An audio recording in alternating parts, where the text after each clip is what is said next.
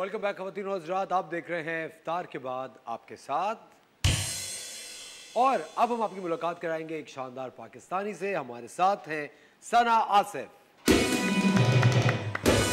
सना candles बनाती हैं और फाउंडर है रॉयल एलीट की। अस्सलाम वालेकुम सना, कैसे हम खैरियत से?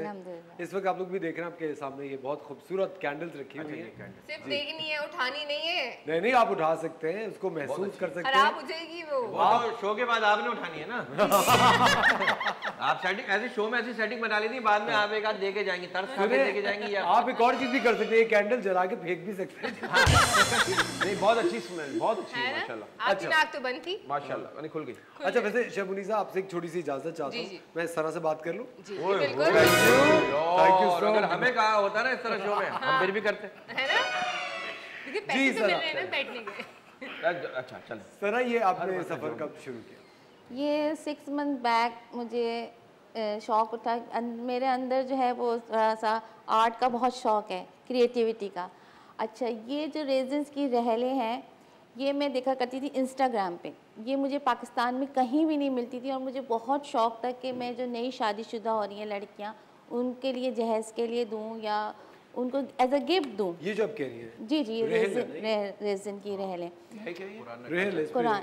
अब मुझे कहीं नहीं मिल रही, ऑनलाइन ये बहुत महंगी मिल रही थी, वाया टर्की आ रही थी और शिपिंग भी बहुत महंगी पड़ रही थी। तो मैंने बोला खुद क्यों ना बनाया जाए।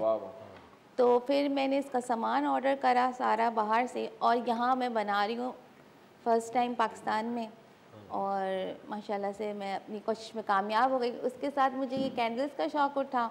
मेरी बेटी है, उसको बहुत शौक़ था, जिधर जाती थी वो कैंडल्स खरीदती थी। अब वो होती थी बिल्कुल सिंपल प्लेन सी। अब मैंने कहा यार इसमें थोड़ी क्रिएटिविटी करते हैं, अपना कुछ डालते हैं।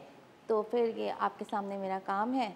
और ये जो गुलाब के फूल की कैंडल्स है, ज़्यादातर आपने फ्लावर शेप दिया। जी, और वो भी बड़ी खूबसूरत सी है। वो जो ये सब आपकी फ्रेगनेंस वाली हैं, खुशबू है इसके अंदर, मुख्तलिफ़ किस्म की, कस्टमाइज भी हो सकती हैं। आप कौन सा कलर, कौन सी खुशबू आप डलवाना चाहें, और डिजाइन भी अपनी पसंद का। यस, डिज़ाइन भी अपनी कोई ऐसी खुशबू है ये कह रहा कि लगाएं कि बीवी बेहोश हो जाए सूंघते? हाँ अपनी बीवी खुदा का खौफ करे। आप उसको शॉपिंग का ज़रा सा ज़्यादा वो कर दें तो वो शायद शॉपिंग मॉल है जहाँ दम घुटता है खवातीन का। नहीं एक है शॉपिंग मॉल, दोस्त ने बताया था कि यहाँ अपनी बीवियों को लाओ, दम घुट रहा है यहाँ पर।